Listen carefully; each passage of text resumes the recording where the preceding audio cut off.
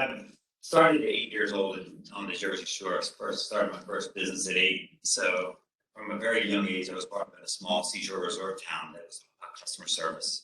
We had 4 months of area and 8 months of worry. We had 4 months to make our money, and that was it. So my father, my mother, my dad was a cop, but he owned a little side business and rental properties. And so from a young kid, I was close cleaning trash cans, and I learned what it was to be an entrepreneur at a very young age. So the interesting thing, though, I started my business at 8. I had a friend, and we said, hey, we can sell wholesale candy to people coming off the beach. So what did I do? I delegated right there. I said, hey, do you know where we get candy? He goes, well, my dad does. So I sent him to go get the candy. I set up the table and started the business. And people come off the beach, and we were selling candy and bubble gum, and I'm aging myself, but Snicker bars and stuff like that. So I started my first business at 8. I founded over 31 businesses. Actually founded one last week, number 32. So I'm just not afraid. I'm a risk taker. I'm crazy. I love what I do, and I'm not afraid to do business. If somebody has a great idea, I'm all about it. So I have 450 employees currently. Need about another 100 right now. If you know anybody. Real estate investing for over 30 years. So when I started out investing in my businesses, the first thing I did was bought a house. And when I had $50,000, I bought a house. And then I bought another house. Just kept multiplying that way, which helped me with a lot of growth.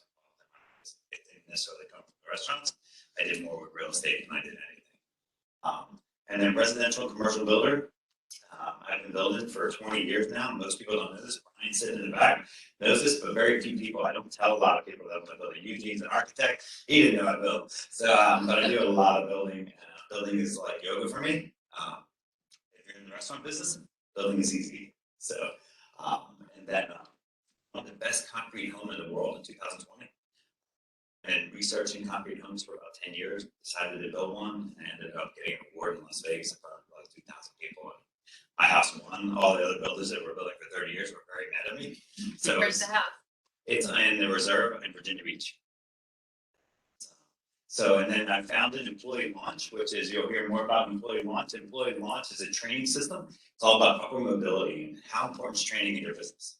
Very critical, right? But most companies do a bad job with it, right? Even chains, and I had a lady here last week, she has a franchise, and she said our number one problem is training, and they have training manuals to death, right? But it takes us at the top to be able to implement that and be passionate. So 12 plus years as a franchisor, franchised my business 12 years ago.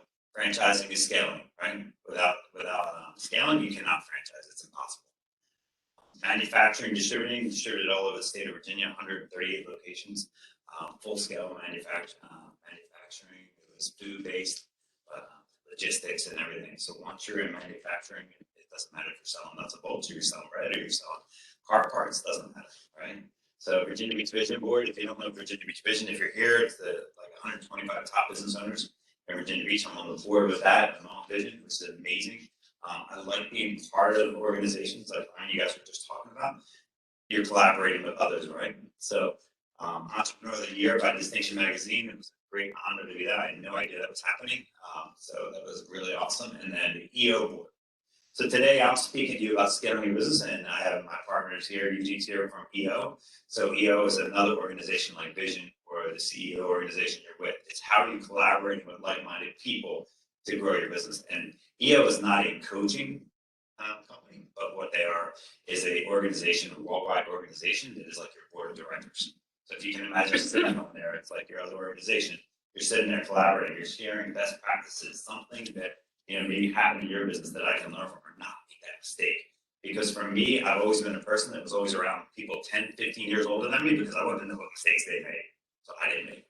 Saved me money, right? That's how it was. I started my coaching business about 20 years ago. People don't know that about me either. I've been mentoring and coaching for 20 years, helping probably 150 businesses, just getting through some of the struggles that they have and how we grow our businesses. You were talking just about like, where do we hit lulls in business? We get stagnant, right? So what creates that next level of excitement in your business? When you first unlocked your door, you were so excited that first day when you opened your business. Then you get back to that, right? That's very difficult. I mean, it's fatigue, right? So that's just a little bit about me, but I'm passionate. I love entrepreneurship. I do a lot of different things. I have 6 different businesses I'm running right now. So, but for me, that's normal, right? So if I'm not doing something like that, I'm crazy. I start reading books and my family gets really nervous. They're like, oh my God, what's he doing now? What's next? Right? So my two daughters are both entrepreneurs and my third one's in tech, and she just entered the EO contest for an entrepreneur in college. So she has her own business in college. So our whole house is entrepreneurship. If you come to Sunday dinner, it's entrepreneurship all the way. So problems that stop you from scaling. Does anybody have any? Give me an opinion. What do you think is on this next list I'm going to show you? Give me an idea. Money. Money. What do you think? Staff. Not knowing what the next step is. Employee staff. What was that? Employee staff. Employees training, right? How about Single-mindedness. single-minded, right? Myopically focused, right? Perfect. So name or brand identity. So many businesses that I coach, I've changed 3 companies so far in the last year and a half. I've changed the name of the company. Changed it. Went in. I had a company, Dirtbag Surfing. Loved it. Had logos, everything. Right, so I said, what are you doing? He goes, well, I want parents to bring their kids, and we're going to make surfboards together. I said, what mother do you think is going to take their kid to Dirtbag Surfing? So his name of his company is Make Him Ride Surfing. That's a phenomenal job, young kid, doing unbelievable. He's in all the surf shops now, repairing, doing everything, amazing. I have another company, I tell you the name, and you can guess what kind of company it is. Mama's Medicine. What do? Moonshine. Wine. It's a massage company. Now the name of our company is Nirvana Massage. Because she's holistic, right? So she's thinking like holistic. Right, so what are we doing? So now I just changed her name. Dirtbag Surfing. You know what he's doing with that name? I have him now making dirt wax for the surfboards. Dirtbag wax. Right? Kind of fun. Surfing is a little crazy like that, right? So it's a cool thing. Mama's Medicine. She's going to make all of her creams and oils and everything. It's going to be Mama's Medicine. Nirvana Massage, and this is her sick product. So you're not taking away their identity and what brought them into being a business entrepreneur. I'm just shifting it a little bit so the general public. Just because you think it's the right idea as the entrepreneur and the founder and the creator doesn't mean that it's going to resonate with the people, right? That's what we have to pay attention. For process and procedures, we talked about systems, right? Systems are everything. So many businesses struggle with that. For training systems, another person said that, perfect. Employee turnover. What is the most expensive thing in your business? Right before. Training is critically expensive, right? Marketing that fails to produce results. And that's when it happens.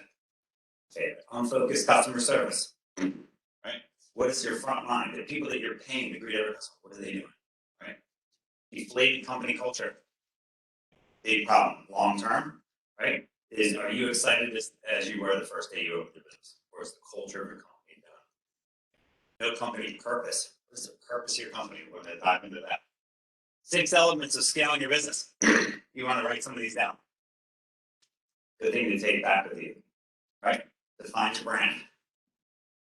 What is your brand? And there's a lot. I mean, there's probably 50 line items to every one of these. Define your brand. Systemize your system. How do you systemize your system? We all have systems. We have the system. Master delegation. It's probably my biggest passion in business, delegation. Invest in your people. Marketing that creates results. And creating the experience. Everybody agree with that? Okay, we're going to dive in hard. And what are the 3 pillars of your brand? Brian, if you had to give me 3 words, okay, I know that, Brian. If you had to give me 3 words that represent your brand, that if I went and asked any of your employees, give me 3 words that they would tell me about your brand. Okay, so what I'm going to do is how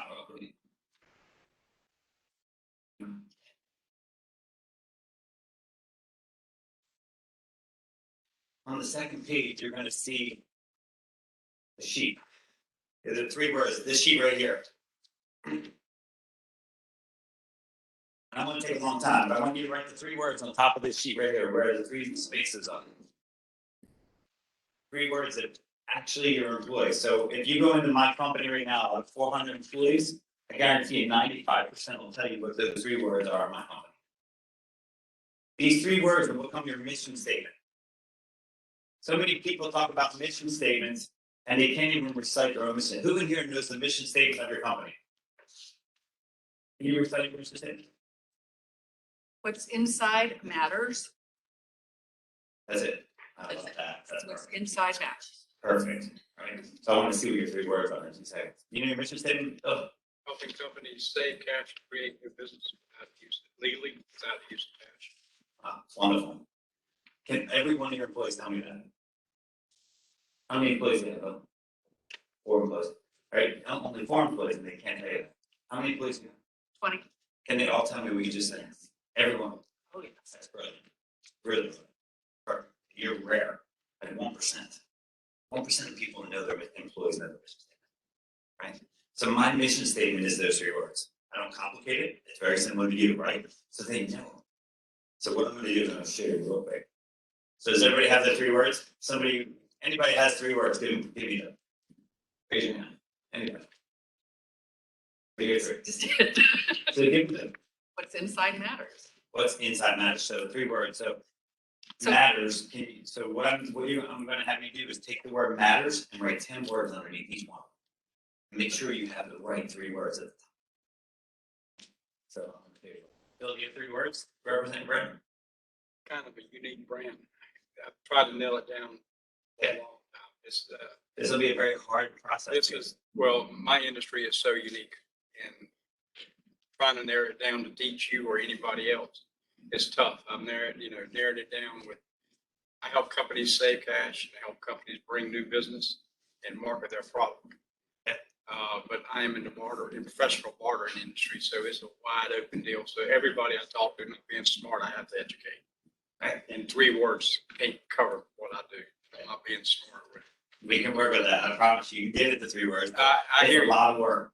Yeah, I hear you. I've done this probably 2,000 times with companies. Right. And every time I do it, sometimes it takes 3-4 weeks to get those 3 words. So what happens is after you write your 3 words down on this sheet, so I should have had it like 111, but underneath there's 10 boxes under each word. So write down 10 words that are similar to the word at the top. After we're done those 10 words, and you can do this later, but after you do those 10 words, I want you to start to really identify if the 3 words that you put up top are actually the words that represent your brand. So if I went to every one of your businesses and asked every one of your employees, they better be able to tell me all top 3 words. And you're done. And then you do it, and then you know you have something, right? So the mission statement, what is your mission statement? After the exercise, the 3 top words need to resonate with your brand. Right? So your name and your mission statement need to collide together and be able to work together. So here's mine right here for my rest of the town restaurants. So I'm one out of town. So when I'm out of town speaking, they don't know as well as you do what wine out of town is. So wine out of town is so my 3 pillars of my company are family, quality, and community. So when you ask my employees, what is my mission statement? Our mission statement is family, quality, community. But family means something different to everybody. Family is the girl that's worked for me for 20 years. She, my family, I spend more time with her than my wife. Right? The family is the little kid dumping Cheerios on the floor. Right? Family is the mother with the 4 kids and the father coming in every week. That's family. Family means more. What does quality mean? When I say quality in the food business, they automatically go right to food, right? If I say quality, would you go to food? Would you go to your uniforms? No. Would you go to your silverware? It is. Right. That's quality in your brand. Right? What you sell, Brian, is it has to. If quality is one of your top 3, you have to produce quality. There's pizzerias in town that don't care about quality at all. There's restaurants that don't care about quality. It's all about value and discount. They're going after that discount customer. So quality is not this thing. It's service. It's production. Right? So it's okay. It doesn't mean they're bad companies. This is a place for everybody. Right? Does McDonald's have the best food in the world? No. What are they great at? Systems and market. Right? So here it is. So family, quality, and community. Right? The highest quality food, being part of the family and being part of the community equals success. So everything I do in my flywheel, everything I do in my business has to follow this flywheel. And that's what it is. But my flywheel is built from the center, right? It's family, quality, community. So everything I do, every piece I market, everything I train will come through those 3 words. So those 3 words identify every aspect of my business. Okay? Find your name. gonna be a little fun, right? What is the name of your company? How important is the name of your company? I already went through a little bit of this with the people I teach, right? Michael, name of your company. Harvest. Harvest. Okay, I'm gonna work on Harvest. You like Harvest? They see your face. No, I know Harvest. I love it. What's the name of your company? Does your name clearly identify what your company does? You think it identifies what you do? You have a tagline under your name? We don't. Okay. Brian, name your company. Coastal Harbor. So I've done this many times. I've changed the name of my company, my restaurant company, 3 times. You know that? 3 times. My company started out as Why Not Pizza. I'm coming from Jersey. You say Why Not Pizza, you have big CD, lasagnas, shells, Italian food. It's just normal, right? I come down to Virginia Beach, I say Why Not Pizza. Oh, you sell pizza only. Because that's what they were used to. So I had to change it. Why Not Pizza and Italian cuisine. Then it went from Why Not Pizza to Why Not Italian cuisine to Why Not Italian. So adapting your name is it's not a bad thing, right? So we're gonna look at some names that have changed, right? Do the 3 pillars of name lie to each other, right? The 3 pillars in your name have to match, right? So if I say family, quality, and community, why not Italian restaurant, right? I have to say Italian. Italian's automatically looking at family, right? Am I in this? My training program the same way, okay?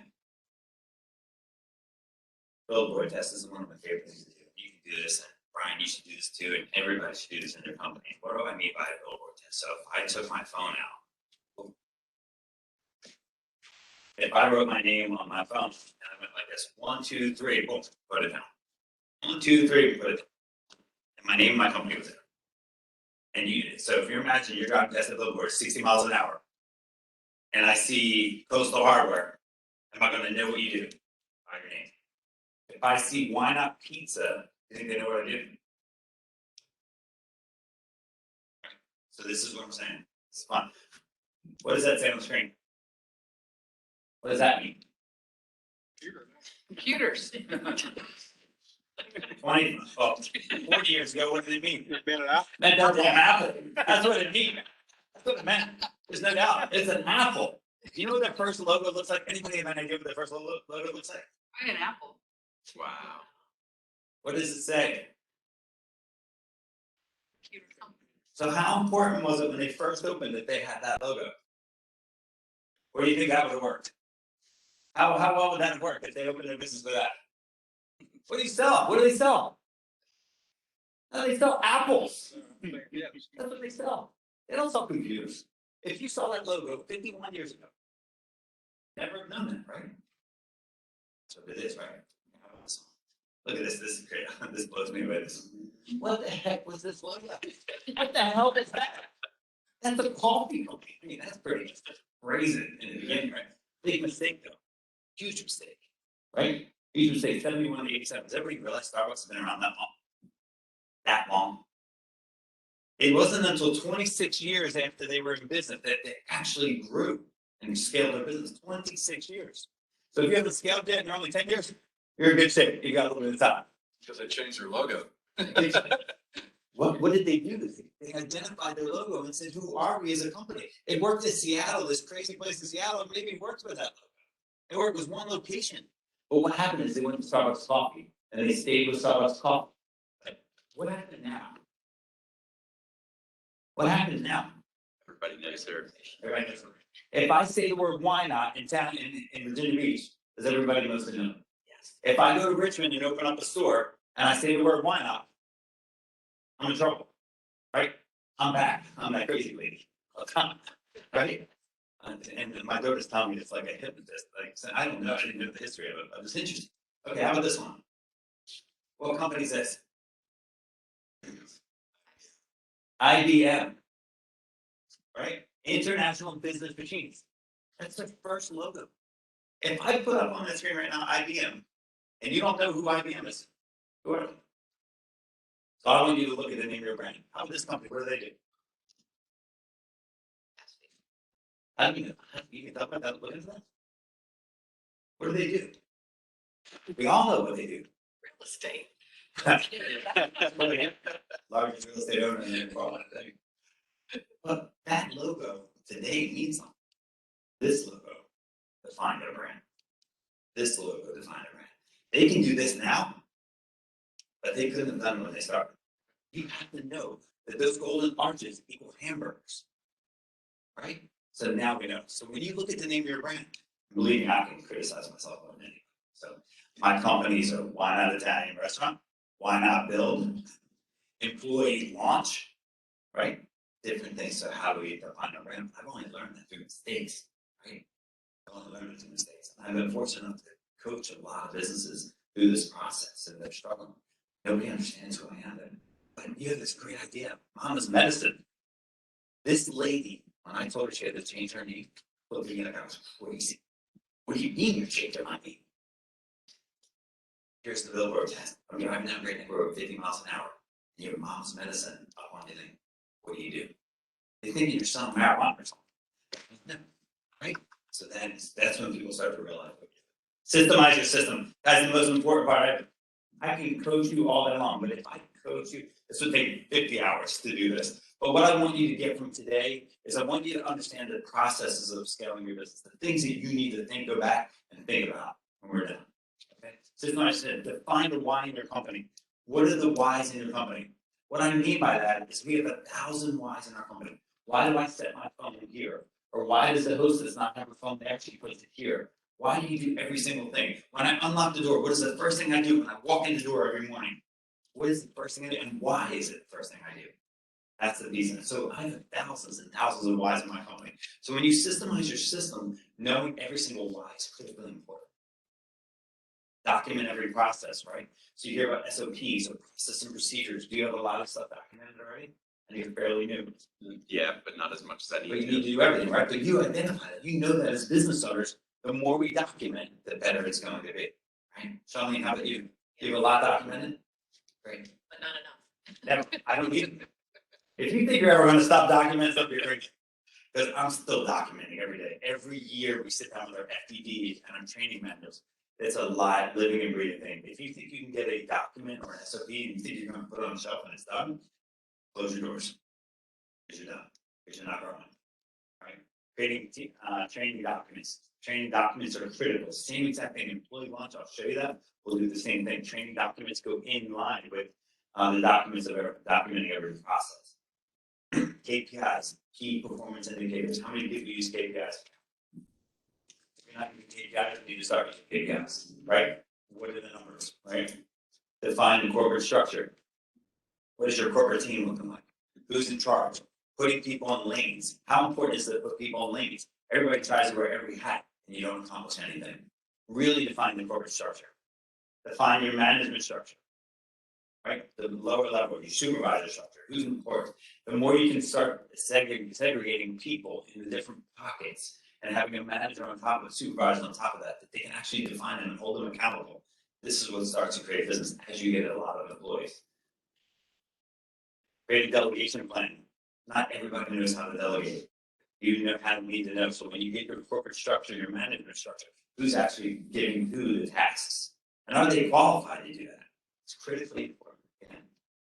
Keep perfecting every single day. I say in my company all the time that I lean forward every day and don't have a rear view mirror and never look backwards. If somebody's in your company and they're talking about something that happened yesterday, you can't change it. But that's got to start at the top. Who is the person creating that environment, that culture? Right? We lean forward. We solve problems. We create solutions. Right? The art of delegation. Delegation is critical to scale your business. It's the most critical thing to scaling your business. If you want to scale, how much can you scale to? It's only you. Can you do the dishes, wash, and cook? You've already delegated, right? You delegated a lot. How much have you delegated? Not enough. But that's okay. It's okay. That's how we scale it. Our goal, everybody raise their hand, our goal is to scale the company. You scale your company by perfecting this. There's an art of delegation. The reason I call it an art is because it is an art form. You have to become a master at it. What are the 4 steps of delegation? 4 steps that are critical in delegating. Anyway. Know what you need done. Know what you need done. I love that. Identify. Setting an expectation, right? What's next? Give me one more. Monitor and hold accountable.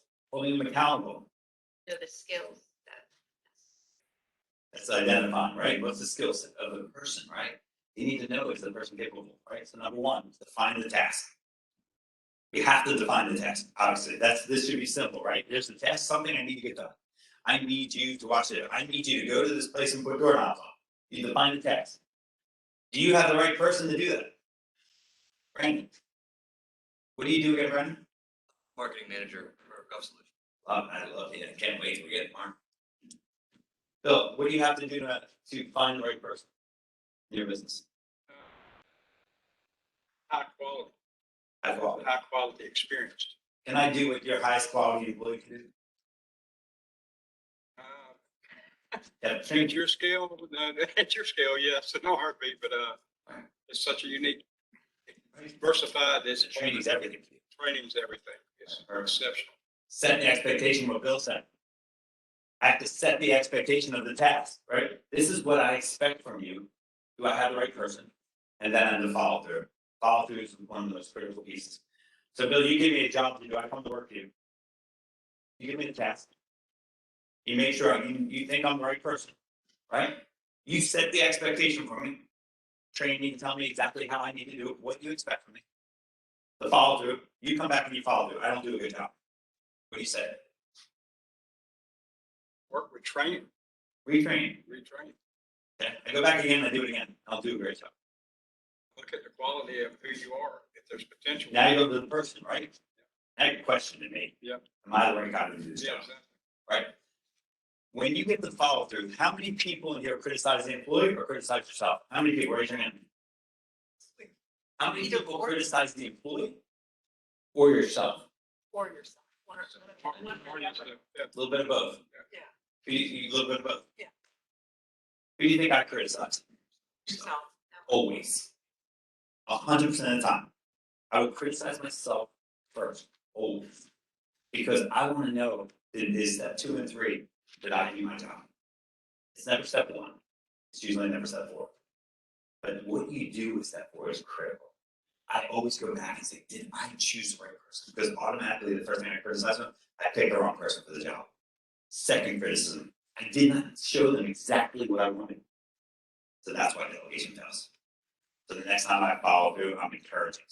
Oh gosh, so sorry I didn't give you the right opportunity. I really want to do this. Because what happens when you do that? You're empowering them. So when they do the right job, and you follow through the second time, they kill it. What are they going to want to do? What can I do next? What can I do next? That's what they do. Okay, that's delegation. Micro failures versus macro failures. What do I mean by that? Charlene, what do I mean by that? Total did not get what you were trying to Micro do. failures versus macro. So if I have a failure, anybody. Something is, that's a first step of a failure versus several things going wrong. So in delegation, I want micro failures. I don't want macro failures. So if I'm delegating, I have to set the expectation of the right person. But I don't mind a failure in delegation, but I don't want a big failure, right? Because it's going to hurt our business, it's going to hurt our customers, it's going to hurt everything we do. I want a micro fail. If Brian comes in my office and the guy forgets to put one screw in the doorknob, so it's not a macro fail. He didn't destroy my door, he didn't hurt it. But he can recover from that. But it's a teaching session, right? Now we're teaching everybody. I'm going to take that one problem and teach my whole staff. Hey, we don't do this because this is the result, right? That's what we need. Micro failures versus macro. Huge in your company. If you're having macro failures, you're not teaching and training properly. I promise you. How do you do 1,000% every day? Can you do 1,000% every day, Lisa? Okay, Brandon, can you do 1,000% every day? No, probably not. Telling you. Anybody in here can do 1,000% because I'm not hired. But anybody in here? Nobody. None of us can do 1,000% every day. If you try and do 1,000% every day, what percentage do you think you get done? 10%. If you're lucky. Okay. On this chart, you'll see it's another chart. You don't need to fill it out, but I want you to take this home. On the left side of the paper, I want you to put 10 things you do in your business every day. Michael, if you do 10 things you do every single day, you think you're doing, you write them down. And after that, you're going to do this. So if Joe has to sweep the floor, 100% of his task, that's 100% of Joe's task is to sweep that floor, right? He's going to have to delegate that to Mary because he can't do 1,000%. So he's going to delegate to Mary, and Mary's going to have 90% of sweeping the floor. Now Joe's left with 10%. Now Mary's her job, 90% of her job, sweeping the floor. What's Mary do? Mary delegates to Frank. Now Frank's got 90%, she's got 10%. Now Frank delegates this to Harry. Harry's got the other 90%. Now Joe is left with nothing.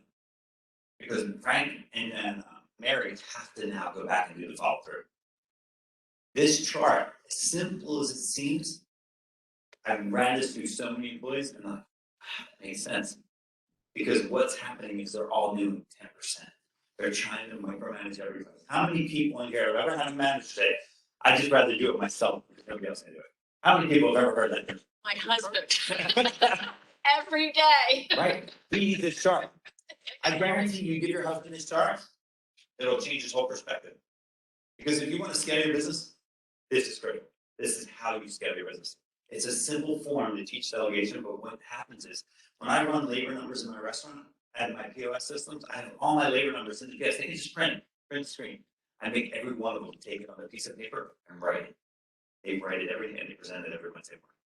Because when you physically write something down, it actually turns another side of your brain.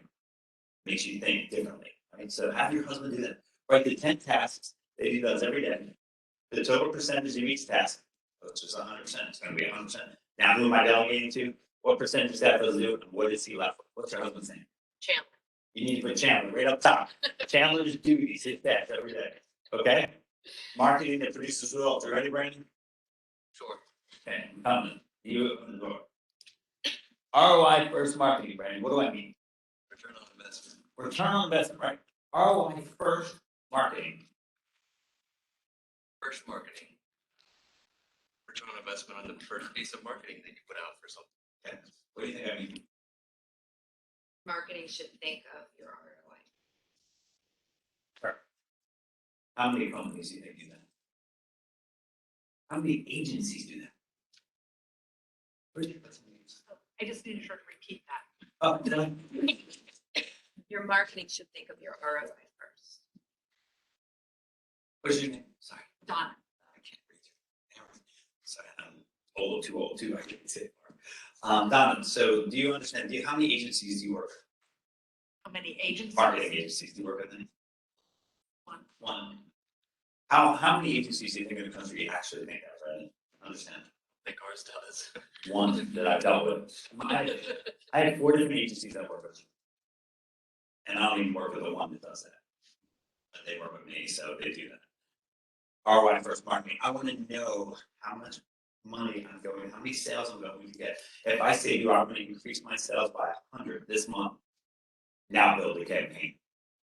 When you start building your marketing company, do not tell them who told you that. Because they're coming after me. Because it's the most difficult thing. Every single one of them, I say, well, I can get you 500 clicks. Thank you. They say the word clicks, I lose more hair. Trust me. It just comes right off. Because you say the word, I don't care about clicks. Show me revenue. I say, I want to increase sales by $10,000 this month. Show me the campaign. And at the end of the month, what do you think I say to them? I didn't do 10,000. You're not going to be here long. Because you are the expert. They love to tell you that they're the expert. But let them show you the results first. Results first marketing, very critical. Okay? Marketing with the 3 pillars of your campaign. So if I go back to your 3 pillars, right? Give me your 3 words that you worked on. Anybody? Growth, self-mastery, and mental fitness. Self-mastery, I love that. So if you did a marketing campaign, right?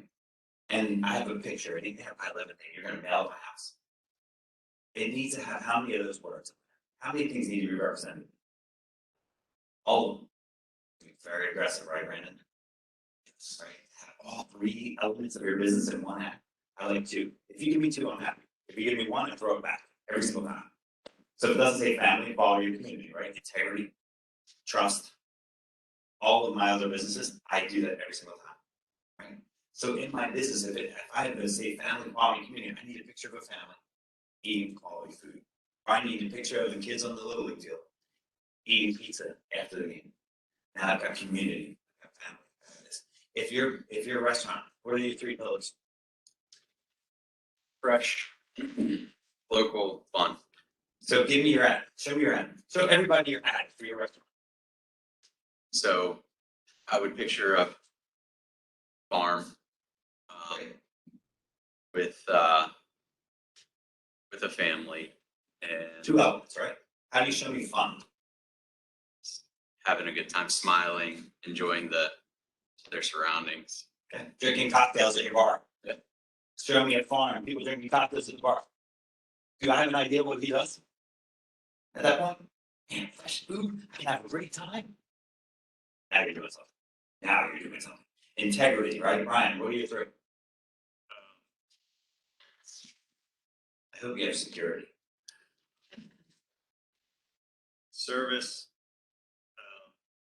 quality, and beauty. I want you to take your 3 words, Brian, and I know you well. So I'm gonna take your 3 words and I can help you with those 3 words. Because I know we can do better than those 3 words right there.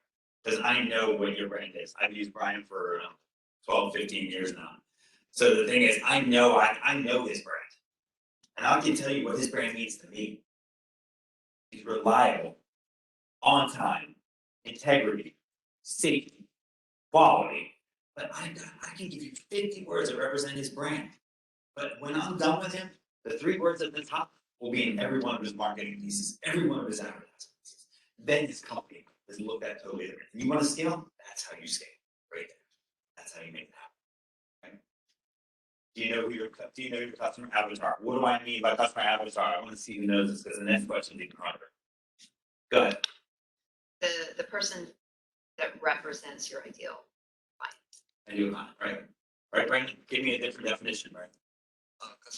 Yeah, basically the definition of who Who's your your customer is. Right. So who's your customer?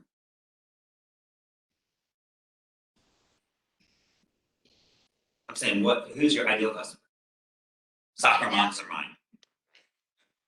Companies that are looking to improve their performance through properly training their employees. Perfect. What's your customer avatar? Families and millennials. That is in millennials. You do Chris. So just like she's mentioned, there's several that's in there, but the idea is what is your focus piece? Our focus piece is we have significant amount of work comes from general contractors. Right. They're knowledgeable about what we do. They understand our process. They've already sorted out the client that they're doing work for, so we already know that there's a financial commitment there. So it makes our job easier, and usually profitability is much more streamlined and efficient. $100,000 homes or corporate buildings? Corporate buildings, There's the customer avatar. Right there. Huh? no homes. So right there, that's a customer avatar right there. It's commercial building. So if I go to him as a small Brian, who's your customer avatar? The builder, Building homes, homes and multifamily. not his. But you do commercial, right? Yeah. A little bit. Yeah. But that's not, I serve everybody. I serve senior citizens and 2-year-olds. But my sweet spot is soccer moms. Why? Because they're busy. They want value. So I know it's my customer avatar. Charlie, who's your customer avatar? Luxury yachts. You can meet. Okay, who knows this one? Brandon, I'm gonna ask you a marketing person. What is your employee avatar? The same thing as the customer avatar. It's the ideal employee for your company, I guess. Keep going, Brandon, you're close. He's a marketing guy, I should know this. All right, keep going. You're saying the right thing, but you need to elaborate a little bit further for the group. I mean, it's basically, it's how do you portray the ideal employee to your potential customers, I guess. Okay, close. What's the employee avatar, Bill? This is a tough one. Brian, what's your employee avatar? Young, self-motivated, common sense, and can work with their hands. So if you send somebody to my house, they're all tattooed up, they have a naked lady on their arm, their pants are hanging below their belt, is that your employee avatar? Do you know what your employee avatar is? At Starbucks, what's the employee avatar? What's the employee avatar at Starbucks? Is it different in your business, you think? Not really, no. Is it different in my business? I deal with families and little kids in my restaurant. So at Starbucks, you walk in Starbucks and somebody's tattooed, they got huge gauges on there, are you gonna even think twice? Oh, right. I expect that when you're at Starbucks. Hippie, kind of fun, kind of really chill environment, no problem. I had a customer complain in my restaurant in Great Bridge. Guy had like a naked girl on his arm. The mother was insulted. But our policy is that we cover tattoos in our restaurant. I hire people with tattoos all the time. I mean, it's almost impossible not to. But I need to cover their tattoos because we're family, quality, and community. So I have set what my standard is in my restaurant by my mission statement of family, quality, community. If I said family, bikers, and community, I'd expect to have everybody needs to show every tattoo. If I say football, family, and community, everybody's going to wear a football jersey. You come into my restaurant, you will not see football jersey even on Sunday, because that's not who we are as a company, right? If I go to a sports book, if I go to Apex over here, it's okay to have jerseys on. My employees can look that way. It doesn't matter. That's the employee avatar. Know who your employees are based on their customer avatar. Your customer avatar and your employee avatar need to match. They need to match. Training before marketing. Anybody have an idea? Training before marketing, Brandon. I think you're the marketing guy. And how do you teach it? Where's your front end? No idea. Okay, training before marketing. When I put out a campaign for marketing, right? If my staff does not know, if your staff does not know, when you put out a marketing piece, how to execute, how successful is your marketing? It doesn't work. It doesn't work. And what happens to marketing firms? They get blamed. Because I didn't do my job. Training before marketing, always. When you You're go- talking about making sure your staff knows how to respond to whatever leads come in. 100%. So if you had something dropping October 1st, and you can tell any of your employees what was going on, what would happen? Yeah. Immediately. Because how tolerant are customers? Not at all. Oh, it's our job though, as the entrepreneur, to make that happen.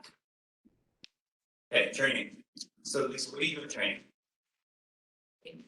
What's your training? Like you said, training. So what do you Right. do? Training on resiliency, change management, health, well-being. Wonderful.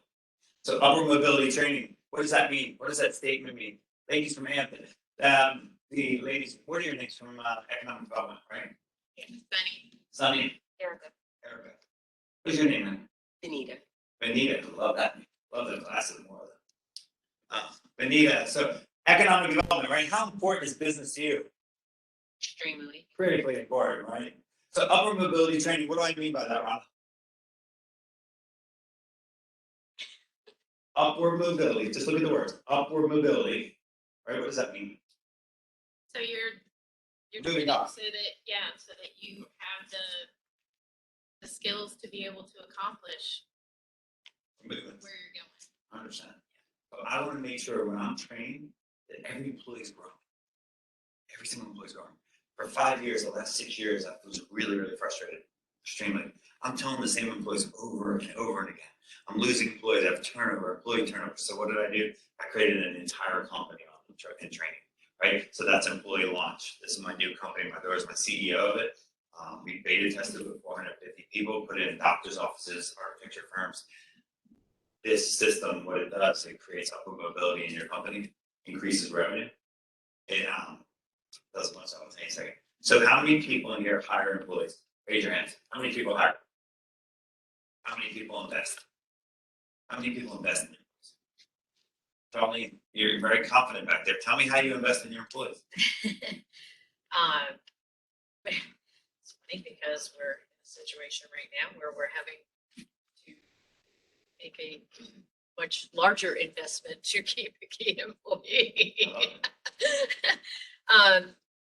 We have we put out a training program, so they have various levels that they have to work through and achieve success at, be able to show that they are proficient in the skill set for each one of those levels. Sure. And as they accomplish each one of those levels, then it comes with a pay increase and more responsibility. They start working on bigger projects, more extensive projects to get them to the highest level. Wonderful. What company is that? Signature Canvas Makers. But what is the training system you use? Did you develop it? So we developed it ourselves, the levels, but right now we started with a system called Trainual. Okay. So they go through now all of our onboarding, and their training program is through Trainual. Wonderful. very similar to what I do, but investing in your employees, why is it important to invest? Is it investment when you hire a kitchen manager? Yes. Huge investment, right? Yes. Huge. So we're not hiring people. I need you to remember this mindset, right? We're investing in our employees. We're not hiring people. Anybody can hire. When you make an investment, it's the training process that you're investing in. Are you training them 6 weeks later when they say, I don't know what I'm doing, this job's terrible, and they quit? What did that cost you? You know what it cost me for an average KM in my restaurants? $9,000, $8,762 to hire a KM to train them. $8,000, right? So in 6 weeks that they leave, did I make a great investment? Made a horrible investment. Whose fault is it? My fault, your fault. That's who it is. It's our fault because we didn't give the right proper training, or you didn't do the right interview. We have level 1 through 5 in our training, right? So we know from level 1 through 5 how to bring people to upper mobility. Okay. It starts with the interview, just like we said, Michael, right? So when I sit down and I interview an employee, I know from the interview exactly what level they're at, how much they're going to cost to train, and what my expectation of length of time to train them is going to be. Charlene, I'd love to get in with you a little bit, see what you're doing, see how it works together. We don't train for 12 weeks. How many weeks do you train, Bill? Takes to get 6 months to a year. Okay. I train 52 weeks a year, the entire life cycle of their employee. I don't care if they're with me I've 4 got a years. rep down here that I've spent 5 years job training with. Perfect. Perfect. And what the training systems need to do is you need to be actually monitoring that training the entire life cycle of the employee every time. So if an employee masters a certain level, how are we getting up to the next level? How are we continuing to move them up? Right? A clear vision of employees' progress. How do you know where your employee's at any given time of their life cycle? If I can tell you, I can go into my computer with 400 employees right now, and I can tell you where every single employee's at, where they're going, and what the next level they're going to be at. Every single employee. I've got dashboards. I know exactly where I'm going. Why is that critical? Because I'm scaling my business. I'm scaling. I'm getting ready to open up 100 locations. Right? So I need to know the store in Raleigh-Durham. I need to know exactly where all their employees are at any given time. Because now I know what my franchisee out there is actually doing. So when his sales are dipping, I have parameters and dashboards to look at to see why they're failing. So you need to do this in your own companies. You want to scale, that's how we scale. We invest in our people. We don't hire people, we invest in them. Okay? Determining an employee's wage. Charlene talked on this a little bit. Every level they go up, if I have an employee that's a level 4 and an employee that's a level 2. How many people and employees have you had that said, I don't think John should make that much, I think I should make as much as John? Do you have a system in place that you can tell them why? Because that's what you need. You need to take that SOP and say, okay, here's a level, you're at level 2, you're at level 4. Read level 2 and then read level 4. When he reads level 4, what do you think John's going to say?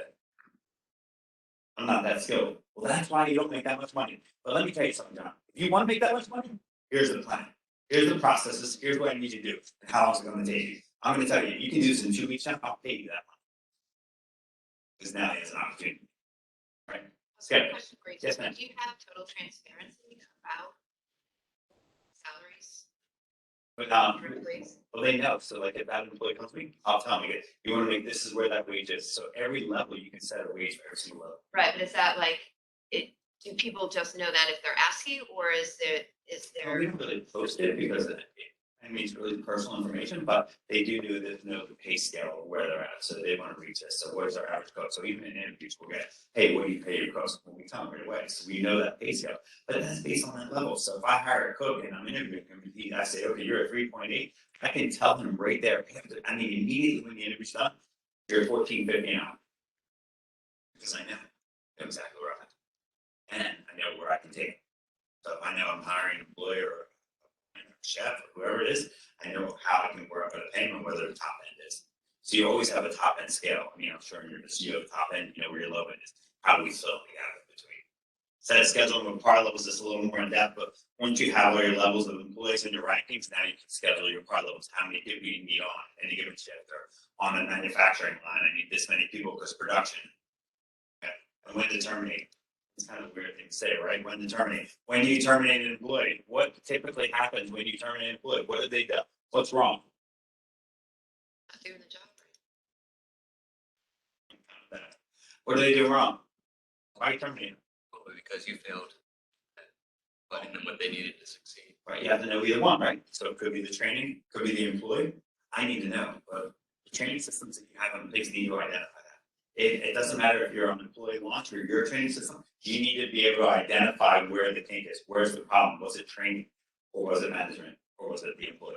There's 3 steps for me. It's training, management, or employee. Employee is last. You heard me say it last. I always go last because I criticize myself first, right? Training, management, or employee. A lot of people will just say training and management, but they forget the employee part. But there is sometimes 10% of the employee, right? Bill? See a smile. Say the fish rots at the head first. Exactly. I love it. Exactly. Don't always go to the tail. When to terminate, reducing turnover, right? So we can reduce turnover if we're training and we're educating and teaching people properly. Increase employee morale. Morale is everything, right? Because what is morale? When you increase employee morale, what happens to your company? Sales go up. Always, right? Increase in incremental sales. Because incremental sales has to happen by what? So in training, what's the most important thing? If you want to increase incremental sales, what is incremental sales? It's sales above and beyond what the normal sales. How do you, Charlene, how do you increase incremental sales? There's really one way to increase incremental sales. What's that? We produce more. Incrementals, right? But if it's a product, Brian, incremental sales, you come into my house, what would be an incremental sale? Okay. Or saying, hey, I see all these old pieces over here. We really need to replace those. That's incremental sales. How do you get your employee to do that? Train them on the products that you could upgrade. That's why I say that. Right, the products, they have to be trained, have confidence in the product knowledge. So how do you do that? How do you do it? So the way we do it is we do elevator speeches on every product we have. So if you come into my restaurants or my building, I make sure we have elevator speech on every product, every lumber product, so my framers or my designers that I work with in building, they have to know every product. They need to have to know blinds. When you're a general contractor, I've been a general contractor, I don't have to know one trade. You as a plumber or you as doing doorknobs, you need to know one thing. I need to know 1,000. I need to have to do electrical, plumbing, tile, framing, everything. I have to know everything. And most people don't realize that, but I have to educate myself on every aspect of that so I can upsell. That's my favorite thing in construction is designing. I love designing, right? So I like you teach sales. But so the thing is, in your business, though, incremental sales come from confidence and training, but they have to be confident to sell a product. That person going in there doing doorknobs, if he's not confident, he's not selling anything. If the plumber walks into your house and has to replace the garbage bill, he goes, hey, do you have any drains that are clogged in your house? Hey, $10 a drain, I'll clean every drain in your house. Imagine if every call that plumber got that drains cleaned and everything. How much revenue is that? He's already there. He doesn't have to pay for the trip charge. It's already there. Hey, you know what? If you have these drains, next time you call me, I'll get $100 to get out of here. I'm going to do it now. Big time. Service with a smile. What do you think this topic's about? Customer service, right? Communication is everything. Everybody agree with me? 99% of all problems are caused by what? Lack of communication, right? Lack of communication. Empathy must be trained. Who agrees with that statement? What do you think, Steve? Why do you think it should be trained? Well, I was kind of iffy. I feel like it definitely needs to be trained, but sometimes, unfortunately, empathy can't be trained to be authentic. Right, I agree with you. But in business, do we have that choice? No. You have If you empathy? want to be successful, You have empathy? I believe I'm naturally empathetic. Yes. Good. How important is economic development? Tom? Tom, please. Yeah. Okay, go ahead. How important? I think it's extremely important to be able to empathize and learn how to empathize because not everybody is naturally empathetic to everybody's unique situation. Like I can meet you and you may have lost your pinky toe to an infection in the Bahamas or something like that. And I, who will not be sensitive to your situation because you're on vacation, you should have put on some shoes, that's not That's your problem. but I can train somebody to say, hey, they could have lost their entire foot. Look at the more drastic aspect of it and just congratulate them on the fact that it was something as minor as the pinky toe, because if they lost the big toe, they would have had to learn how to balance all over again. Yeah, doesn't bad. In business, though, right? In business, it typically costs you money when somebody messes up. Right. So how hard is empathy at that point? So hard. It's the hardest thing in the world for me. Like, I know I messed up. Like they create a change order in construction and they don't like what you asked for this, but then I built this and they don't like it now. And even though the payment, I'm like, it's work, right? It's work. I train empathy all the time. Who does empathy the best? What fast food restaurant do you know that? It's amazing. Amazing. They are the best at training empathy. What do they say every time you come up? You really think they want to say my pleasure every time? To her point, they don't want to say that, trust me. I didn't want this to happen. It's my pleasure serving these things. But if you're not training empathy, it's very difficult to create a culture. So for this mom, right? Experience creators. Your architects, are they architects or experience creators? They are, in our company, they are designers. The I designers. don't, since design is in the middle of our name, I don't differentiate between an architect and interior design. Now they all got their titles, but we're designers and we can design anything. I love it. So Brian, when you send a guy to put on locks or do something in the house, what is their name? What do they do? Who are they? Are they locksmiths or? They're installers, but what we've trained our guys to do is to just, especially if the homeowner's kind of hanging with them or something, they are just talking about their beautiful home. Just to keep we want to make sure that they're always thinking about Coastal Hardware when they think about redoing, and they like the experience they had. Okay. I tell my delivery drivers to pick the dirtiest newspaper up when they go to a house. Dirtiest one in the yard. Take it up to the house and give it to the customer when I'm delivering a pizza. Wow. Customer, what do you think they say? Oh my God, you got that damn newspaper. It's been out there forever. Hey, I just want to make sure, I didn't want to make sure you have it. Great, I'll get back to it. Experience creators. Do I have servers in my restaurants? I have waitresses in my restaurants. I have 8 waitresses in my restaurant. I don't have 8 waitresses. I have experience creators. You don't have designers at all. There's no designers in here. Those designers are creating an experience for the end user. The second you can train your employees, Eugene, to understand that they are not designers, they are creating an experience for the person that's going to be in that building or work in that building every single day. You're creating an experience. That's what they need to be drilled into their brains. They're experience creators. They are not doing the job they do. They have to have a mindset. It's a mindset shift on what they're doing. My servers are there to create an experience. I can get anybody to serve food. I can go get the guy pumping gas in New Jersey, which I can't say it down there anymore. I can get the guy pumping gas in New Jersey to serve food at a restaurant. I get my daughter, my youngest daughter, never waited tables to serve food in a restaurant. So do I have servers? No. I have experience creators. That guy walking in the door, Brian, you said it perfectly. My God, your house is beautiful. What do you guys do? It's not about the locks. The locks are boring. It's boring, right? Boring. Go ahead, Bill, what are you saying? Have deals I set up that it's for the person just about to give the product away free just to meet the person that they're getting ready to be introduced to. His experience is everything. Yes, ma'am. Trainers are super really good. Yeah. Like, I love going in there because I know I'm always gonna have a good experience, no matter. Even though it costs more?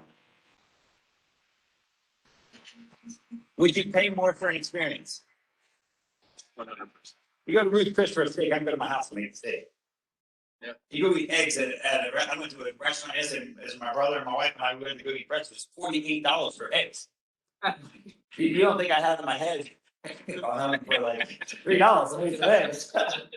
What did I do? I went there for the experience. I wanted to go sit down, be served. So discounting your product at your restaurant or discounting what you do, if you elevate your service and your training, you can charge more. Don't charge.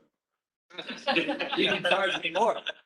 But that's what it is. The experience of your designers, I'll pay so much more for you as a design firm if I know you're building the best experiences and you've got a reputation, you've got all this people talking about your designs. I'm coming to you. I don't care what it costs. I have to use Eugene.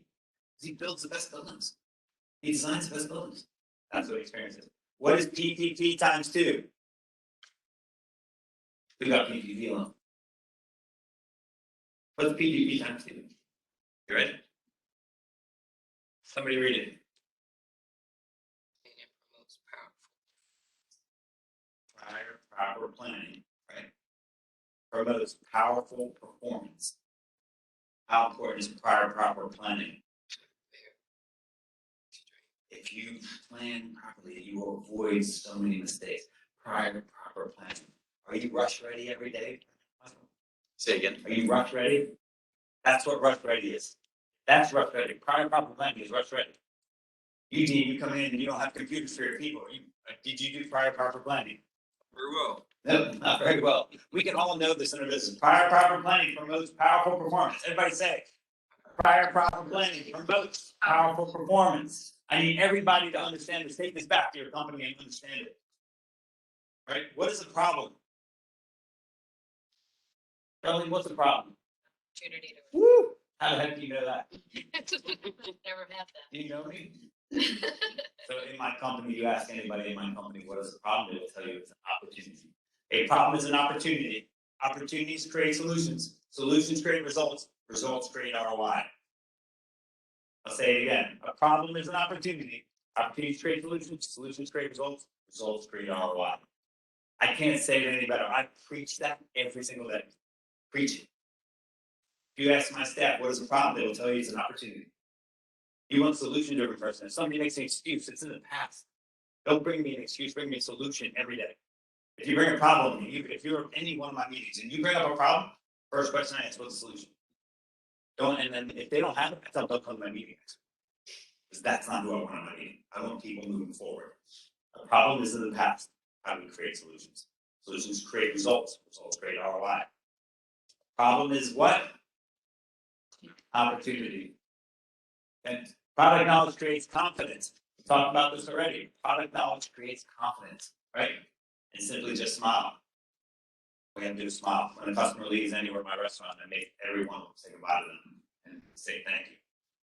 When I walk into a house, when I'm constructing a house, same exact thing. I want to make sure I am making that customer smile. I'm making sure that I'm giving the highest customer service. I do not have to live in the house I'm building. I will not be the one sitting at the kitchen table. It doesn't matter what I want. It matters what they want. It's a matter of that customer's expectation. Are you fulfilling the expectation of the customer? Because at the end of the day, it's the customer. The first day we opened our businesses, what was the first customer? You wanted to do what with them, Michael? Satisfy them. 10 years from now, Michael, your employees better do the same thing and act like it's the first day you open your door. Then you've done a great job.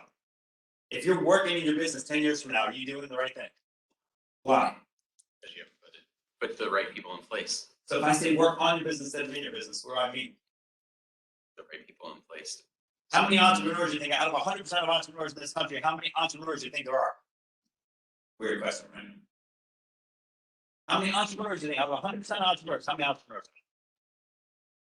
A very small percentage. So you understand what I mean, right? How small do you think that percentage is? 1%. 1%. What are the other 99%? They work. They're They're technicians. technicians. That's what they are.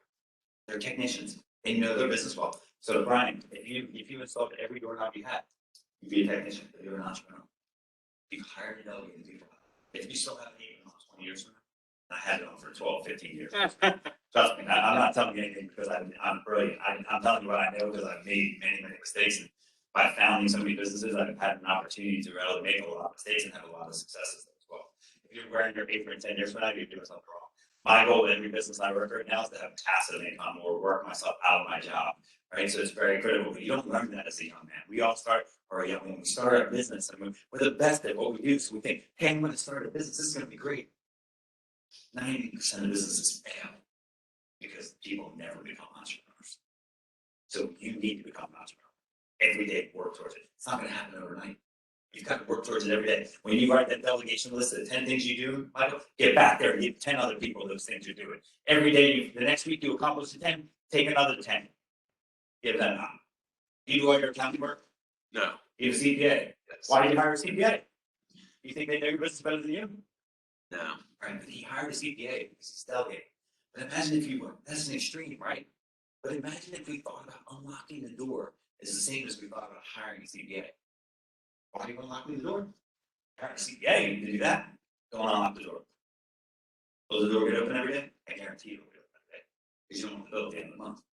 But if you think about that process of unlocking the door, and the same as hiring a CPA, you will start to get rid of so many processes in your thing, you start delegating, faster. So customer service is everything. We just smile, right? Great customer service drives great customer experience. We're experience graders. We don't have designers, we have experience graders. Because I want that designer to think about me sitting in this chair in the office and say, what do I see? Do I like these lights? Do I like how they feel? But if a designer is talking about the experience, he's thinking that way. She's thinking that way. I have 3 daughters, by the way, so I'm so pro women. I usually say she all the time. The purpose of culture. Has anybody ever heard that before?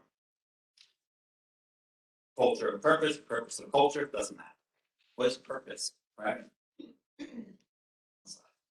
Purpose is the why in entrepreneurship. Is there a why in entrepreneurship? Not a why, right? But I have thousands of whys. So I said this to somebody one time, what's the why in entrepreneurship? What are you, stupid? There's no why in entrepreneurship. I have thousands of whys in my entrepreneurship journey, right? So knowing your 1,000 whys that we talked about earlier is the purpose of your brand. Because you need to be able to articulate every single why in your company. Every single why. I can articulate every why. I'm franchising my restaurant business. I can articulate that. If somebody in the construction field tells me, why am I using those 2x6s versus 2x4s? I have to know why. In my training company, if somebody tells me why it's important to do the interview part, I can tell you why. If somebody in my coaching business says, why do you think you can coach? I can tell you why. Why am I a coach? This is why I'm a coach. I have a crazy passion for entrepreneurship because I'm sick of businesses going out of business. That's what drove me to do what I do today. Purpose. Know your 1,000 whys. What does your company stand for? You have to know what your company purpose is.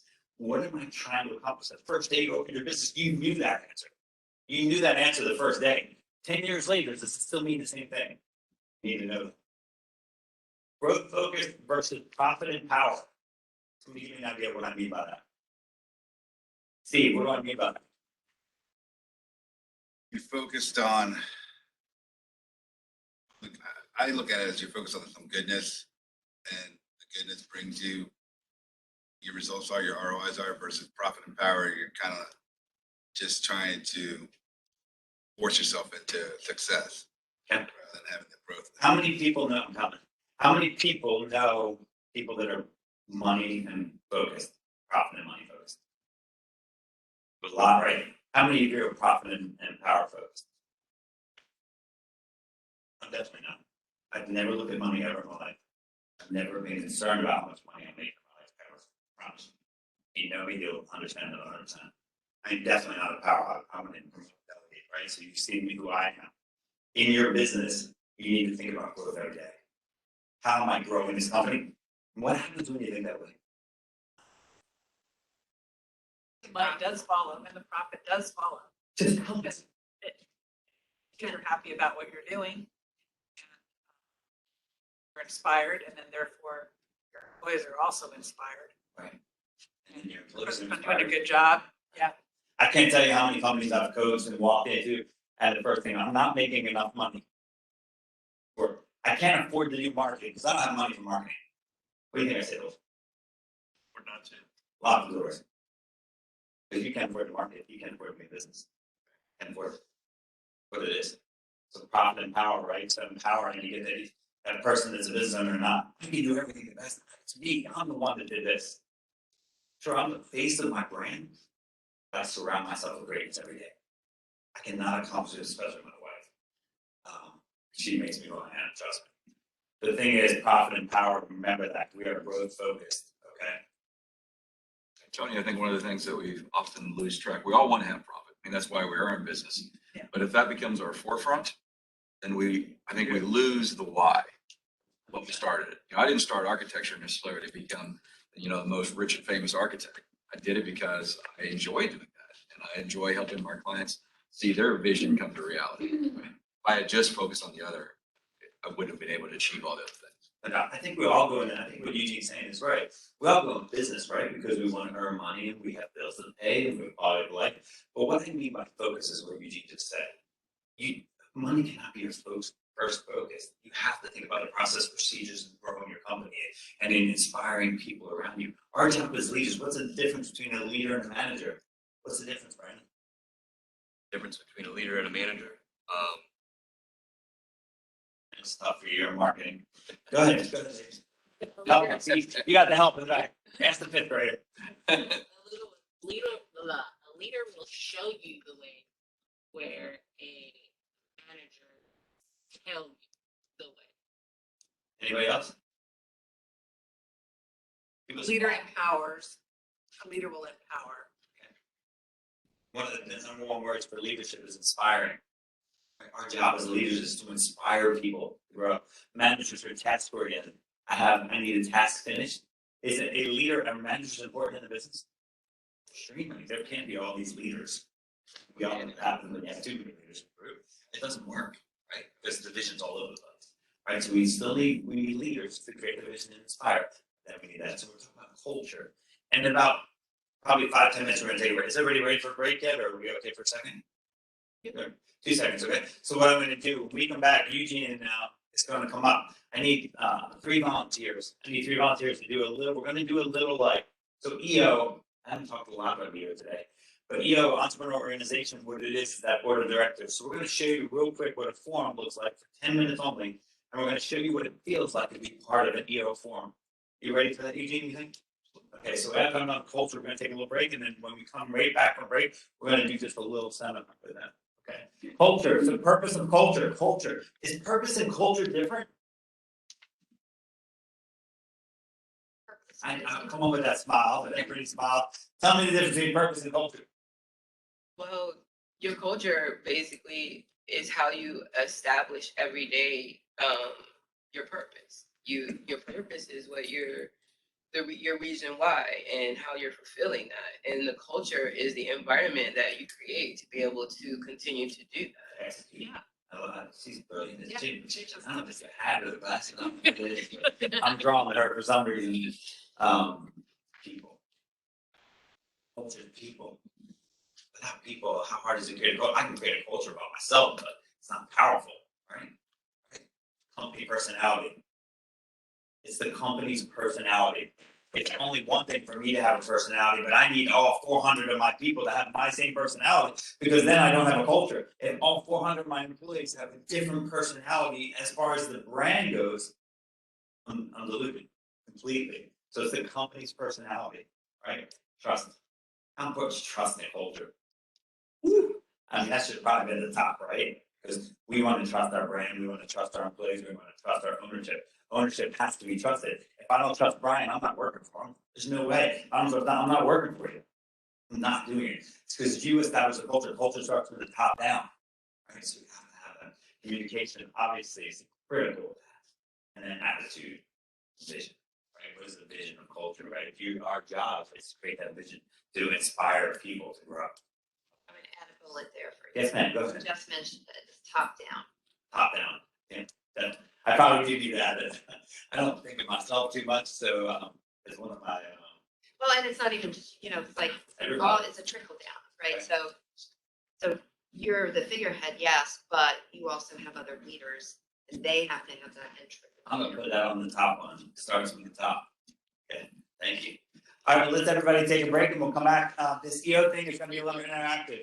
If you want to ask questions while we're doing this little seminar, remember, this is a board of directors meeting. This is what EO does. When you join organizations like this helps you propel your company. Like even PPP and during all of this process of COVID, we were able to get ahead of it faster than anybody. We were able to get all of our documentation into the bank because somebody on our board worked at a bank and said, hey guys, we're gonna have a backlog, you need to get on this. If I wasn't in EO, that never would have happened. I would never have known that was happening. We just had an SBA seminar last week. And all of a sudden, this guy at SBA is like, look, hey, right now the SBA's taking all the fees and putting them aside. What did I do? I called my CFO and like, hey, call the SBA. Let's get this done. So when we're back, this is what this is about. Okay, everybody, let's take a little break real quick and then we'll come right back. About 5 minutes.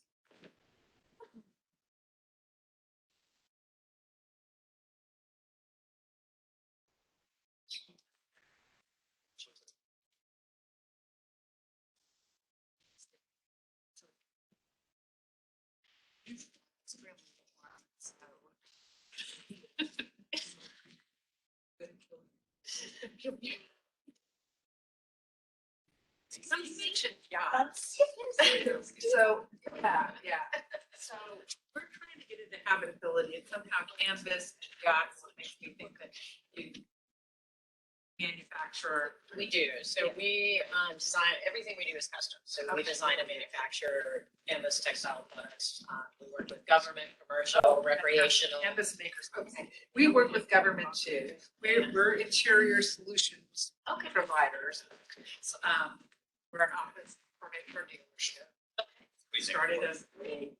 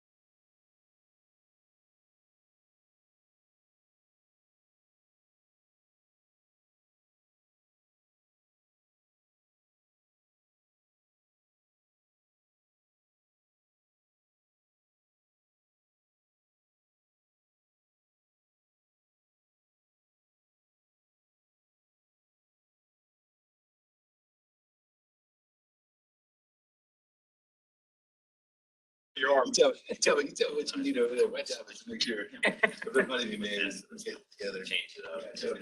Yeah. It's interesting. That's cool. Yeah.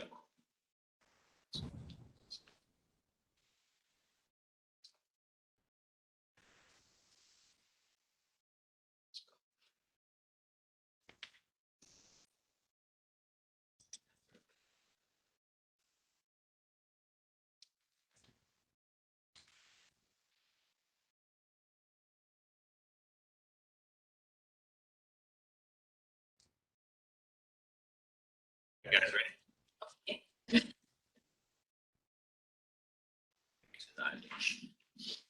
So you know what's funny about Apple?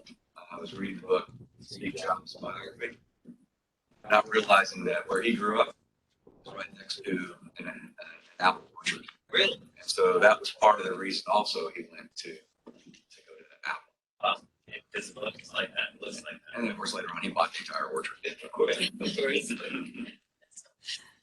Come on.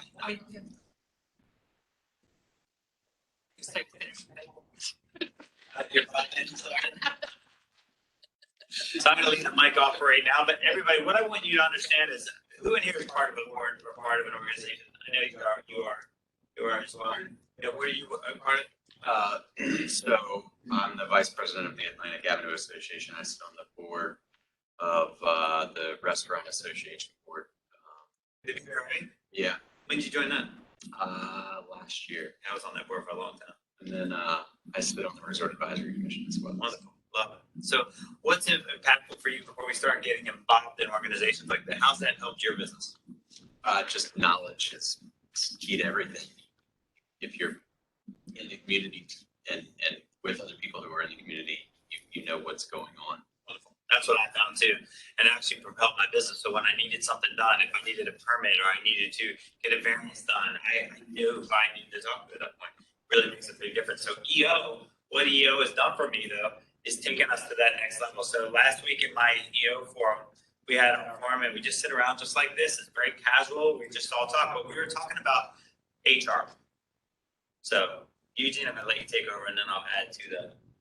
One of the great things about EO is, you guys know about BNI, BNI things. So, you know, when you're in your BNI group, you don't have two competing industries. So very similar to your forum, which is a smaller group of about 6 to 8 people. You don't have anybody that's going to compete with you or anything else is there. And you have individuals in there that are from $1 million of business to, there's a gentleman in mine that has over $50 million or whatever. So, and the nice part about it is that there are things that do relate, not everything.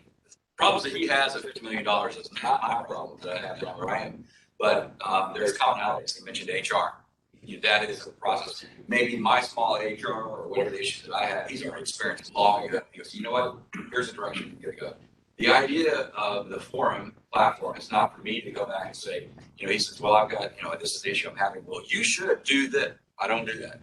It's a gestalt method. So it's like, you know, in my experience, I had a problem like that. And this is the way that I did to solve the problem. So we kind of went around and do that. So you get a chance to formulate your own direction that's going to work best for you, because mine in architecture may not work for what you're doing in your industry.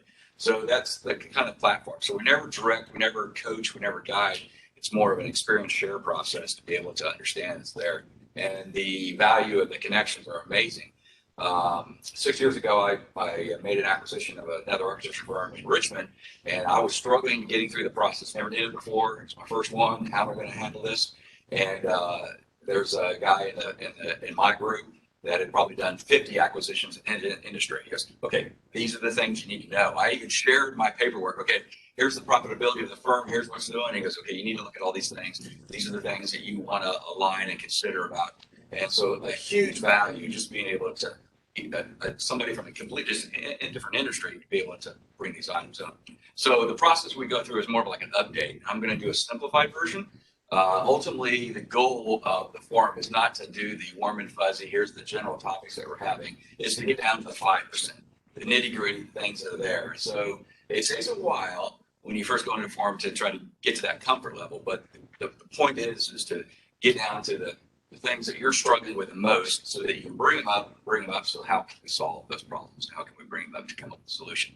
We're not going to be able to probably drop down to 5% today, but at least this is going to be a little quick scenario, and we'll do it slightly different than we normally do. But I think you guys have made an idea. It's there. So the first step, that's you don't have to necessarily tell something. If you want to come up with some kind of crazy story or something fun, you can make up whatever you want. it doesn't have to be personal stuff today, but form is personal. It's personal. It is. So one of the items that we go through, and I'll ask Tony the first question, and we'll go around. One of the items that we talk about is it's kind of like an icebreaker. The first part is what one word are you is prevalent right now. You know, so it could be today my word is chaos, or you know what they're doing that, or you know excited. You know, he's got a big job. But then there's other parts that tie back in. So we're just going to talk about business, personal, and family, and we rank those. So whatever number from 1 to 10, you know, 1 being that's really not a great at all, 10 being you can't improve upon it any more than that. So that's going to be the first one. So Tony, what is your word today? Exhilarating. Exhilarating. Okay, business, personal, family. Business, interesting. No, give me that. Oh, number? Yeah. Oh, where I rank them? Yep. On the exhilarating part? No, so your word is exhilarating. So business 1 to 10, what are you on right now? 10. Okay. And personal? Probably 8. Okay. And family? Probably 10. For one. Oh, wow. Business? 10. That's right. Business, that's 10. Okay. And personal? 3. 3. Okay. So right there, I'm saying that's a signal. If you're 7 to 10, 10, I'm going to say if you're a 10, that means everything's perfect. There is no flaws. There's nothing going on. I never give myself a 10. I might even, you know, hate to be points, but 9.7 is, you know, it's there. But if it's a 3, I'm going to say, okay, personal, there's some challenges there. And I write that. I thought it was The other way, yeah. Okay. So business is 3. Business is a 1 or 2. Personal is a 7. Okay. And then family. Family is a 2. Okay. So we look at those, we bring those up. So, So the ranking is, so one is the 1 best. is down the bottom. The 1 is 10 one. is the best. Okay. Okay. So your word, Exciting. exciting. Yes. And business, Business is a 7, 7. And personal. a 10. The nephew festival is happening this weekend. Very good. Very good. Yeah. And 10. And family is an 8. Okay. Hey. Yes, my word would be exciting. And business is 8. Okay. It's 7. And what's that one? Personal. Personal. 10. Okay. So for me, mine would be chaos. And I'm going to do a little explanation just for mine. Go through chaos is because I lost an architect last week. So now I'm going in chaos, and I just landed 4 more jobs yesterday. And how is that going to happen? I don't know, but we'll figure it out. So me, as far as business, I'd like to say it's a 10 because it's coming in the door, but I'm probably more like about an 8 because I do have chaos of trying to find manpower to do it. So I would share that in the process. Me personally, I would say I'm closer to a 9. I just bought land. My wife and I just bought land in the mountains. And I did get all the dirt out from my fingernails. We closed on the land. We pitched the tent and the porta potty. She had to have a porta potty. It's like, what? We're in the woods. Nobody can see her. I have a porta potty. But I really it's really good. Bathhouse is the first thing that I am building. So, but yeah, so that's up there high. And then as far as family, family's really good. So I'd probably say about a 9. It's there. Cool. So let's pick one category. What are you guys comfortable picking in one category? Do you want to pick business? Or what do you want to pick? We can pick family. So the cool part about EO, a lot of times we'll get into EO and it's not about, it has nothing to do with business. Like this whole thing, you go around the table, everybody will talk about a family issue. But here's the part, when we're entrepreneurs and we're in business, the hardest thing that we do every day is we don't have anybody to talk to. We're alone. It is the loneliest business that you could ever go into. If somebody says you want to go into business, I'm like, are you ready to be lonely? Because that's what an entrepreneur is. Tony talked about 1% being an entrepreneur and everything that's there. You can't talk to your neighbors, you can't talk to your family, you can't talk to anybody around there because they don't understand what you're dealing with. You got to deal with payroll. Just hire more people. They don't understand from that perspective. And so having somebody that understands where you are is really important. So just as a kind of, we talk about the family, so I've got some guys in our group that are have young kids. Well, I have 4 grandkids, all married, and I'm on my coming soon 9 grandkids. So I've kind of gone through that. So if they bring up a family, it's like, I got some experience. I can share that. And it helps. This is what I went through teenage years without kids. How do you respond? How do you do those things? So that's an important part as well. Because as Tony's mentioned, he talks about his core values that he had. If your business is your staple part there, but if your family is really struggling and you're having to go through that, that's going to bring your business down. So it becomes your 3-legged stool. You really need to be able to lead that, elevate these things. So I'll share first. I'm going to go on the business side. So my business is so I'm talking about my farm, right? So this has been amazing. That's where kind of my business.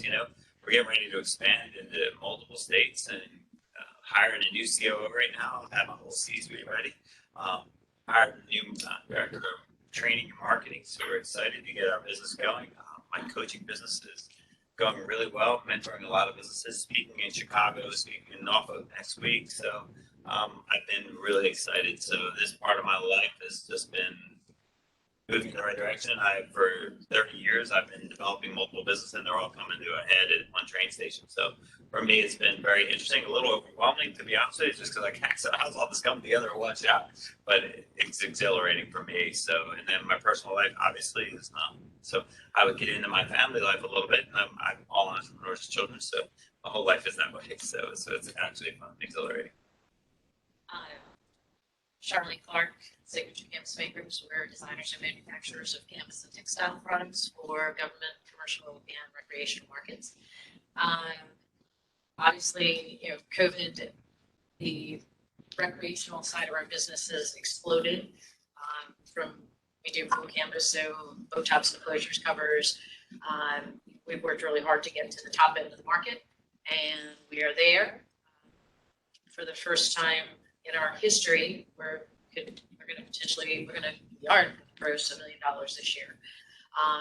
But we are challenged, so there's positive, but we're really challenged. We're about to, our lead person who we've been training for 5 years has just informed us that he is taking another job.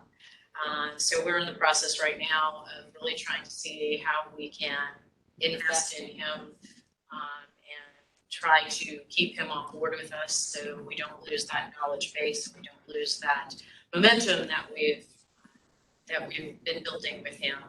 And the fact that we're still struggling with production, and we've got more business than we can handle, and it's just a matter of being able to put it out efficiently and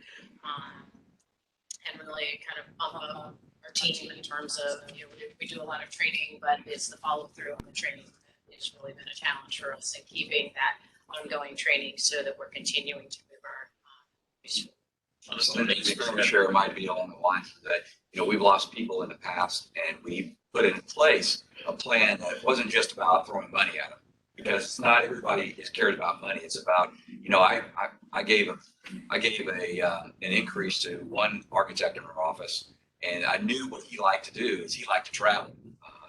He wanted to go places. He always was out of the country and else. And so I gave him some more money at his review time, but I gave him extra week of vacation. And he was like, holy cow, this is fantastic. I never expected it. So sometimes, from my experience, was that it's what is he looking for? What are they trying to find? And find that, because if you meet him on that level, then he's got a young family, so, and he lives an hour away from where we're shopping. So we're trying to balance, not only matching the pay that he was offered with some job, but increasing his vacation time, giving him a future, path for the future. So things, investing more in his future, not only with us, but for his family. Yeah. Excellent. Awesome. Great job. Donna. Great experience.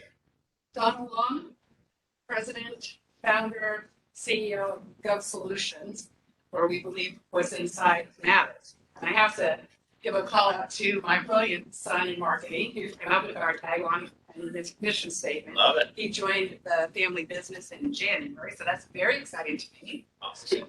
But it's also the first time that, either one of my boys have worked in this capacity.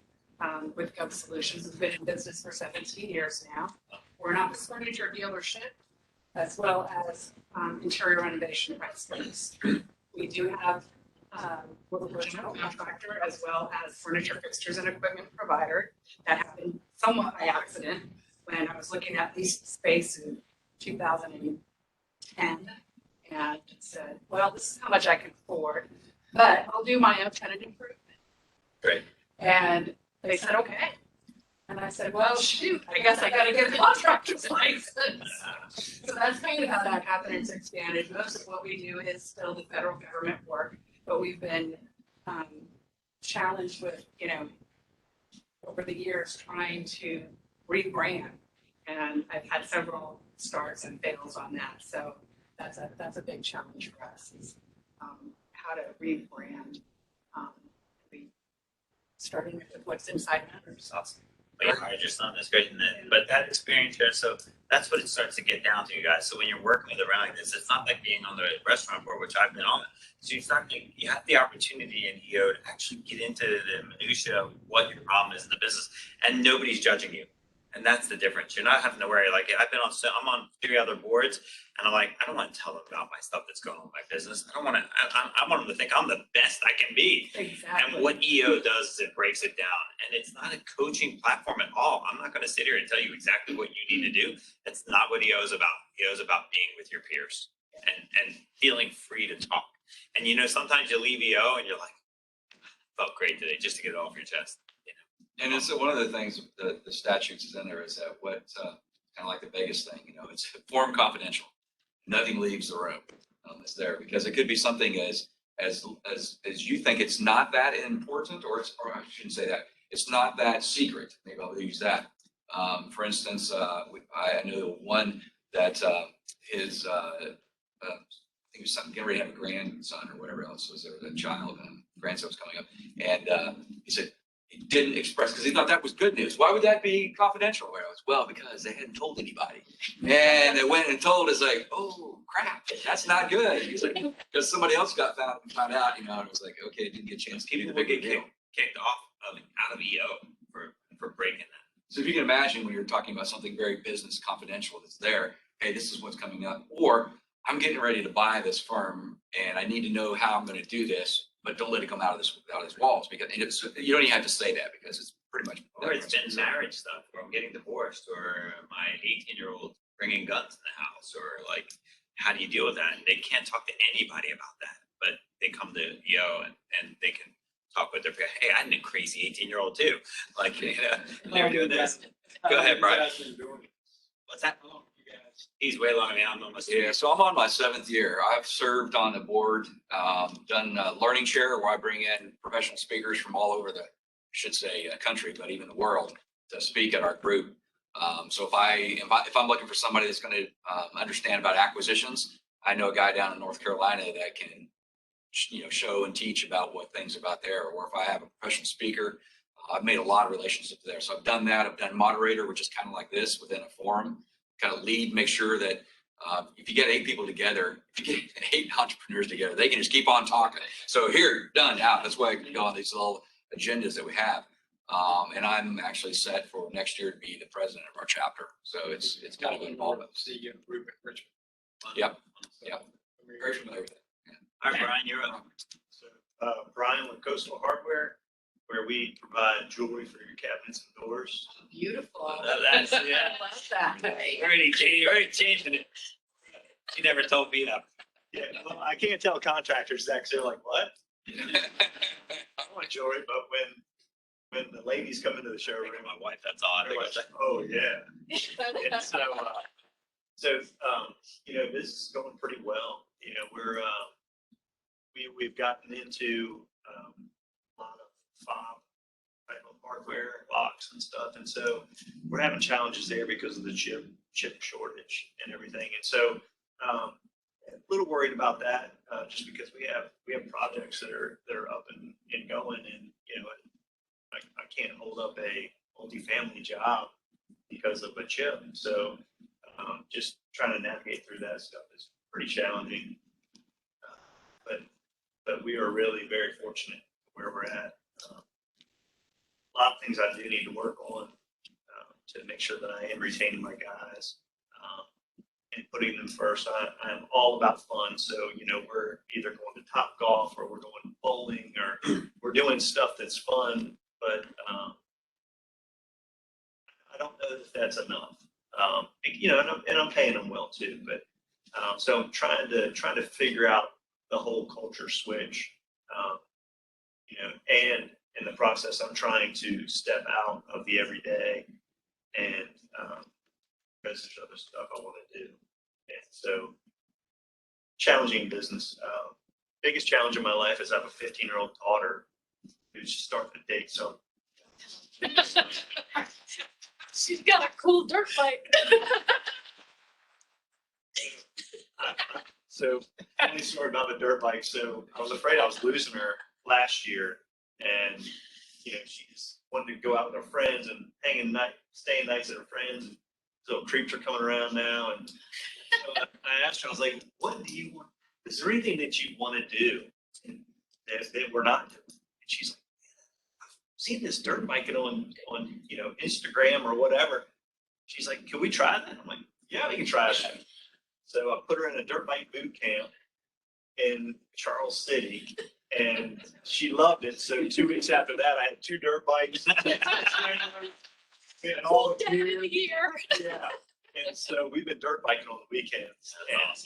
I think that's fantastic, isn't it? And that's one of the, so I don't have no experience here with dirt bikes. But my daughter, I had 3 boys and then the daughter. 3 boys compared to the daughter. Oh my goodness. I wish I had bigger locks on the windows and everything else. And she was sneaky to try to get out. She later came on, she worked for me, was best marketing person I ever had. Finally got married, needed to go off and have some kids. And so at the end, it was drove her mom and I very crazy. To this day, now she has 4 kids. She has her own business. She's an entrepreneur. She's probably getting close to accelerator level, and she understands me about business. She calls it, "Dad, I need to know how about to do this." And so my experience here is making those relationships, even when they're young, is fantastic, and it just carries on and on. And even sometimes when it's crazy, come around. Awesome, guys. Lots of prayer. So I want to give you guys a little snippet of EO, and then I'm going to just finish a couple things. But EO is an amazing organization. If you're not part of something where you can share some of your stuff and feel comfortable in an environment, you need to find an organization that you can do that in. So I'm going to finish up a little bit and let everybody sit down. Thank you, Gina. Make it. Absolutely. Yeah. I have to be honest with you, EO has been rewarding for me as far as like, I'll give you a real quick personal share from me with EO. I'm sitting around 8 different people, and I have all the guys in my forum, there's the women. The guys are talking about like what they're doing right, and they're going out and doing this, and I started looking at myself like, man, my wife is not my priority. And when you're in business and you're an entrepreneur, right, we kind of focus on our business. So it really helped me say, what is my priority? So at the end of it, I said, what am I changing? I'm like, my wife is not my priority. I just took Saturday minutes off for the first time in 28 years. I thought my wife had a heart attack. She's like, you're wrong. And like, I'm not working Saturdays, and I made that commitment. So EO did that for me. But so business scaling, guys, and I can't thank you enough for being here. And the passion for me is to sit with entrepreneurs and like-minded people. I love reaching it. Like, you're in business, you're doing amazing. You're almost getting to $1 million on your other business.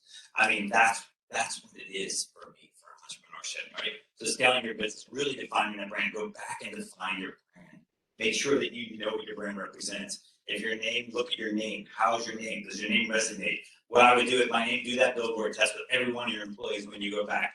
Find out the 3 pillars. So I'll write on a triangle on a piece of paper, and I'll say on each side of this triangle, I want you to write what our brand represents. Make sure your brand is relevant to every employee. It doesn't matter as an entrepreneur if you know what the brand matters. It matters what your customers and your employees do, because they're the ones articulating to the people.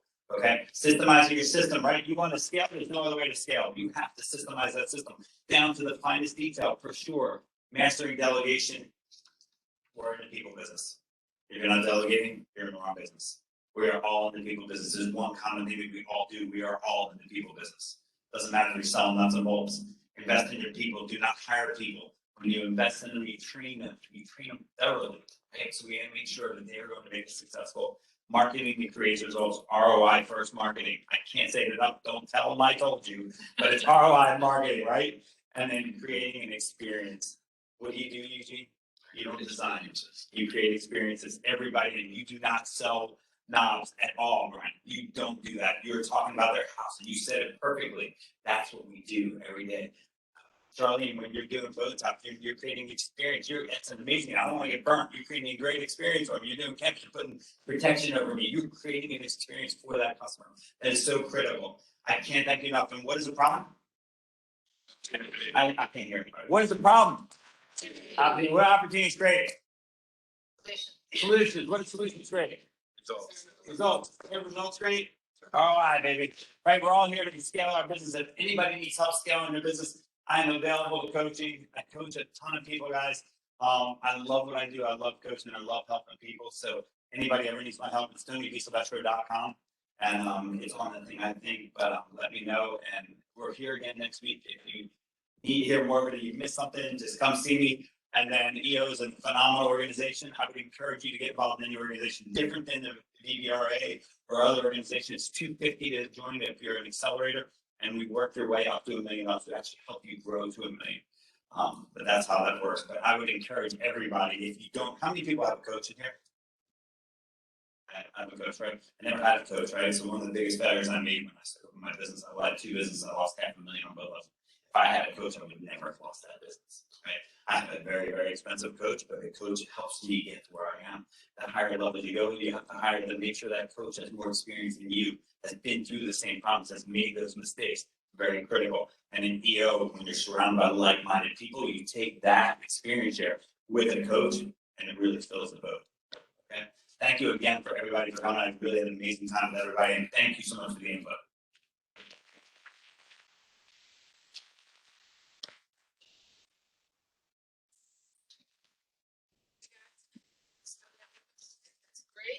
So, real quick, if anybody, I would love some feedback. I think my number on the back.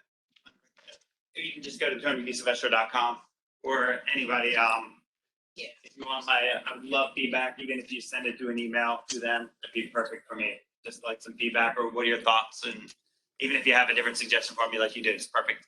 I love it. Thank you.